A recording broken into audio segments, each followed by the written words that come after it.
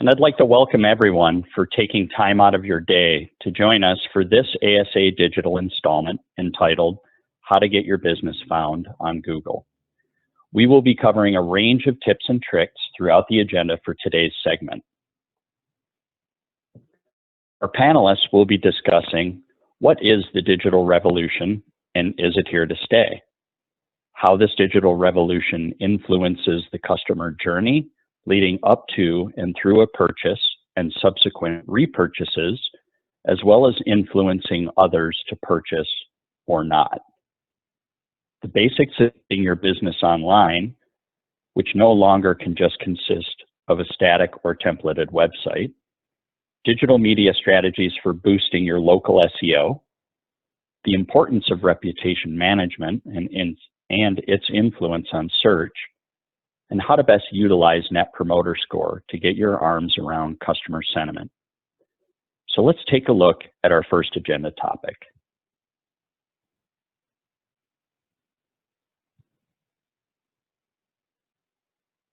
All right, 1 second here.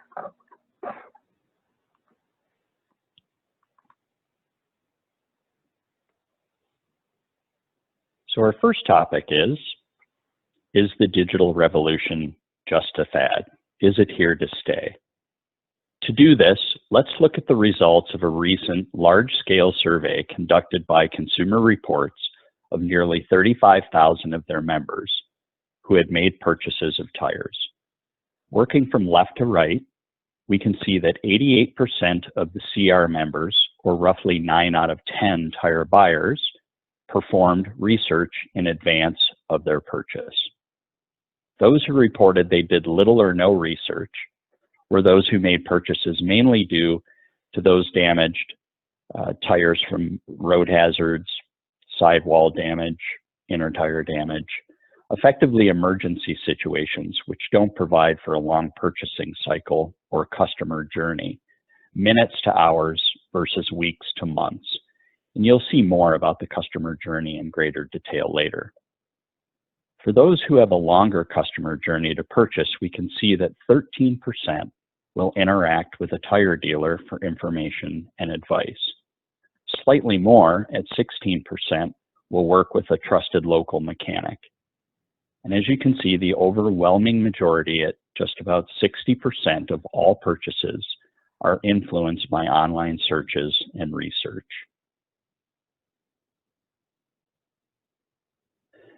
So not only the way that your customers research and find your shops is changing, but also the way customers expect to interact with your business is changing. Mobile search continues to grow, and this is seen even in our own business at the development level, with most development today beginning with mobile first and making its way back to the desktop, if it even makes it back to the desktop at all, frankly. Not that long ago, you used your one digital asset, your website, to support your tried and true traditional media tactics, billboard, radio, newspaper, yellow pages, etc. Just as mobile has surpassed traditional or desktop development, digital marketing has now surpassed traditional marketing and media tactics, simply because that's where the eyeballs are at. Additionally, the way in which your customers want to interact with you is online, but also through their mobile devices for activities such as scheduling, job approvals, other communications, e-payments, and many, many more. I think we can all agree that the digital revolution is here to stay. At this time, I'd like to introduce my colleague Dave Vogel, who will cover the modern customer journey and which digital media touchpoints are applicable along the path to purchase, repurchase, and of course, influencing others. Dave? Thank you, Mark. So this slide summarizes exactly why ASA has dedicated an entire division to providing digital solutions for our industry. We found that strategies to address this consumer journey is being vastly underserved, and many dealerships are not receiving the tools and input required to effectively compete. As Mark previously described to us, 6 out of every 10 consumers are now following a customer journey that is so different than the typical journey we saw in the past. So if you look at the steps they're going through on the journey, if you starting with the interest and awareness in the left-hand side, those items in bold, that identifies how the modern customer begins their search and the continued interaction with the dealership. It's such a contrast to what we all used to experience. If you contrast the bold items between the non-bold items, the more traditional, and it is changing quite a bit as they move through that cycle then from left to right. We see then at the very end from the purchase and the advocacy that consumer's experience then contributes to the very next consumer's journey, looping then back all the way back to the interest and awareness for the next customer. So it's not enough just to complete the one customer. That experience is going to address how you get your very next customer. So at the end, as you're going through this process, ultimately what each dealership must discover, are you even in the picture when the consumer's journey begins? Because if you're not in that picture, then you're being excluded from purchasing decisions daily. So how do we do this? We have someone here that's going to show us make sure that we are in the picture. And with that, I'm going to turn it over to Jason Roach, who will provide us some guidance. Thanks, Dave. So how can you ensure that your business is on the map and a part of that picture that Dave's talking about? The answer is you'll want to properly build up your online presence, which we suggest doing in these 3 ways. The first is to have a mobile-friendly and SEO-optimized website, as that is the real backbone of your online presence. Second is to have correct and consistent listings and be actively engaged via social media. That way customers know how to reach you and it makes your business feel more approachable. And lastly, you'll want to be aware and responsive to your online reviews. So why should you invest in a website and in search engine optimization, or SEO? Google is processing over 3.5 billion searches every day, which if you do the math, that boils down to over 40,000 searches every second. 58% of those are coming from mobile devices specifically. That means every second that around 23,000 potential prospects are looking to interact with you and businesses like yours via social or via mobile device. So if you've not invested properly in your website to offer an optimized experience for those mobile device users, you're already providing a poor customer experience to more than half your potential customers before they've even walked into your shop. Now let me paint a better picture for you of what we mean when we say SEO, or search engine optimization. What we mean by that is clearly illustrated in these 2 pictures. It is essentially how well your website ranks when customers are searching for tire shops or repairs in their area, and is how Google and other search engines rank your site. It is the deciding factor of you being on the first fold or the second fold of Google search results. Now I want you to think about when you are searching for something with Google. How often do you find yourself scrolling to the second page, or the third, or the fourth? I'm sure it is not often, if ever. Studies have shown that the first 5 results on Google get around 67% of all the clicks. That means if you aren't on this first fold that we're showing here, the majority of your customers and potential customers may not even see your business as an option when they're looking for tires. So properly optimizing your website for SEO and tailoring your site to include the things that Google's algorithm is looking for will help increase your ranking when customers are doing these searches. Local SEO is a bit different than general SEO. SEO is how your company ranks for general searches, whether that is a search for a specific brand of tires or a search about a type of repair. Where with local SEO, we're referring to searches that are driven by a location-specific term. So for example, searches of tires in X town or city or state, or tire shops near me. Near me searches specifically have seen a 900% increase in the past 2 years. That is near 10 times more people that are now starting their search for tires in a more location-driven way. 72% of customers who are conducting those local searches are going to end up visiting a store in their 5-mile radius that day, with 28% of those local customers will end up making a purchase. So with that in mind, we go back to the original question David asked. Are you even in the picture? And really the answer boils down to that if your site or locations are not optimized with local SEO in mind, you may not be.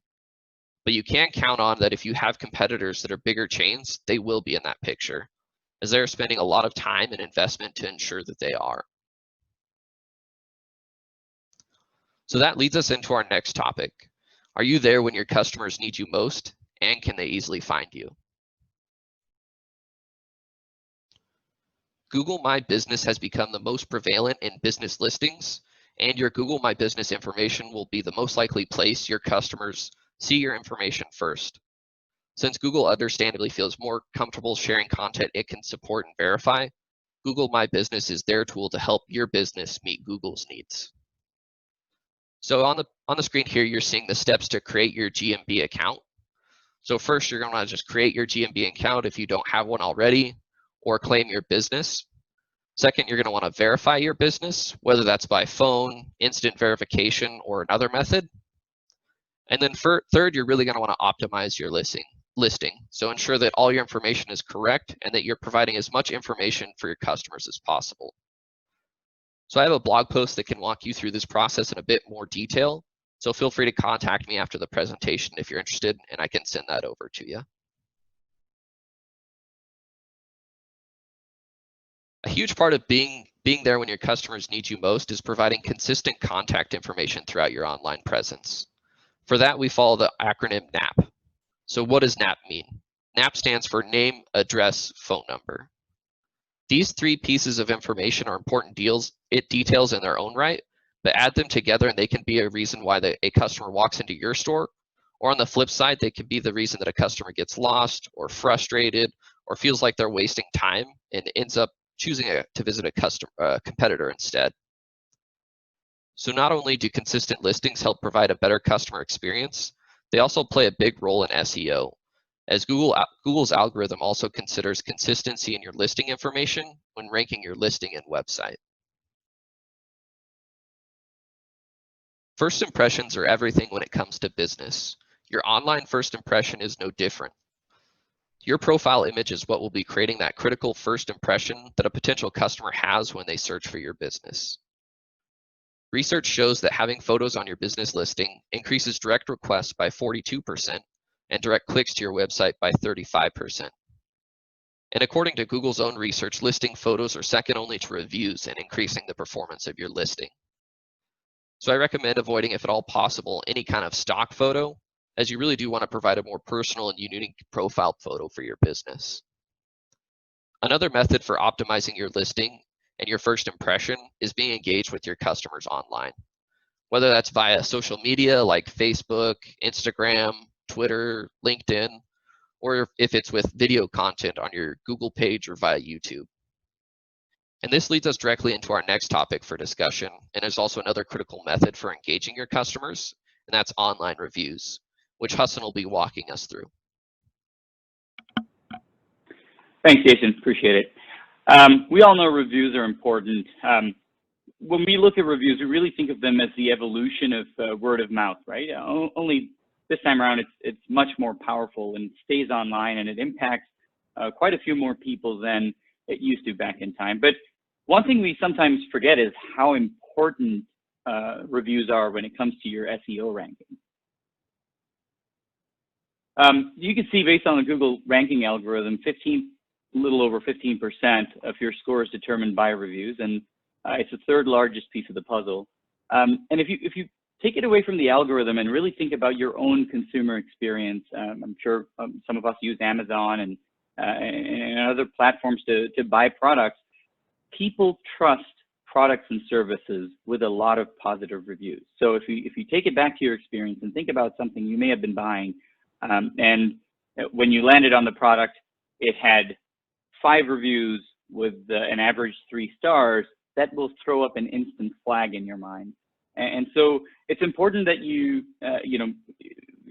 the minute you see something to that effect, there's a high chance of you moving on to the next consideration. And when you see something that has a few hundred reviews and mostly positive, you trust that your peers are saying the right thing, and therefore the value you put on reviews is much higher. So let's let's take it a step back and talk a little bit about experience, because really experience is what drives reviews. And one of the things that we see is that we vocalize a lot about how much we care about our experience. So what we did was we visited a little over 200 dealerships over the past year, and one thing we found consistently was how they said, we pride ourselves in the quality of service that we deliver. But when we took it to the next step and asked, how do you measure it? The mechanisms in place were weak. Smiley face cards or suggestion boxes, or the best one where, well, if we find that there's something wrong, they'll let us know. And I guess a different way to ask the same question is, are you today proactive or reactive in trying to understand how your customers feel? And more importantly, how do you measure your experience? So the industry benchmark and really the best way to measure customer experience so that you can act on it, the industry benchmark is NPS, or Net Promoter Score. It's essentially a way to measure your customer satisfaction with relevance to how it impacts your revenues. It's a very simple question. You essentially ask verbatim, based on your recent experience, how likely are you to recommend our business to your friends and family? And the score is between 0 and 10. Anyone who's a 9 or a 10 is a promoter. You have gone above and beyond for them. They love your product, and they will tell others that they do. Anyone that's a 7 or an 8 is a passive, where value equals price for them. If someone offers a better value, they'll probably switch. And anyone 6 or below is a detractor. They dislike your business, and they want you to suffer. In fact, they will go out and make sure they deter other customers from buying from you. And it's those fringe customers that we really need to keep an eye on. So simply put, the formula is the percentage of people who love and promote your business minus the percentage of people who deter other people from choosing your business. And that's the Net Promoter Score.